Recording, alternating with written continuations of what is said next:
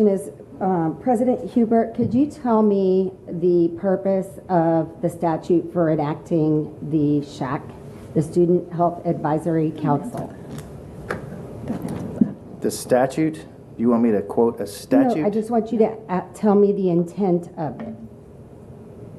They're an advisory committee for the board to determine on what we are to be teaching as far as health and athletics and things like that, not literature, but curriculum and things of that nature. That is what the SHAC committee's main purpose is for us. One of the great things that's coming out of this is the mental health awareness with our cell phones.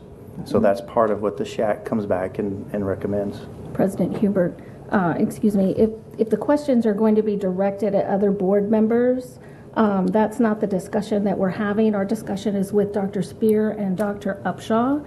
And so if we are not going to be addressing them specifically, I don't think we need to question board members and their intentions. I think you're right, but I wanted to at least entertain, because I was hoping that you were going somewhere with it. Well, we are. We are going somewhere with it. Dr. Spear or Dr. Upshaw, either one. Sorry, I'll go Dr. Upshaw and then I'll ask Dr. Spear. Dr. Upshaw, what was the purpose and intent of bringing about a SHAC, Student Health Advisory Council, by the state and the TEA, or Texas Education Code?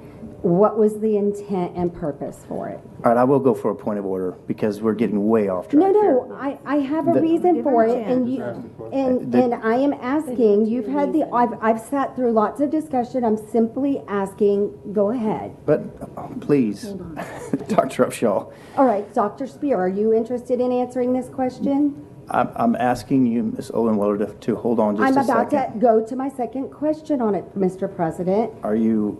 Is it have to do with the motion at Yes, hand? it very much does, and the discussion that has been stated. Okay. Go ahead, Dr. Upshaw, if you would like to comment. Go right ahead. No, I'm not allowing that question to be answered. I entertained it, thought you were going to go somewhere with it. So I am going somewhere with it, and I have the right to ask my questions as well. I waited till everyone spoke. I'm not keeping you from asking questions. I'm trying to keep us on track with the motion. The motion and discussion. The most significant point of the SHAC stated in the statute was to give the parents a seat at the table and a voice of communicating with the board directly. Does not mean that they usurp our powers. We have the right to do what we're choosing to do. Mm-hmm. But the point was that the SHAC was created to be run by parents, to be spoken and give advice and bring mental health, physical health, etc. to the board. It does not mean that they are usurping our power. My whole thing on this is I don't understand why, when the state sets forward to give a voice to the parents, the one thing these parents have as their roundtable, their discussion, their process of coming to and bringing to us, why are we fighting them? I don't have a problem with us having, and I take exception to the statement that using the term resources was a slight or a dig or a negativity. I can't remember what your term was. I take exception to that because I personally watched all 4 meetings or attended the meetings. I saw the tone in the room. I attended and sat with Dr. Upshaw and had communication with her.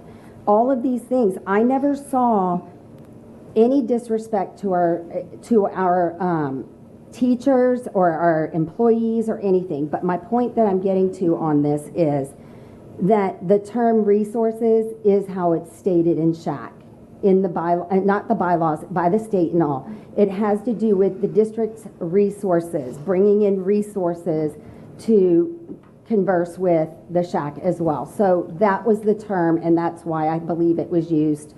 So I just want to state that for the record.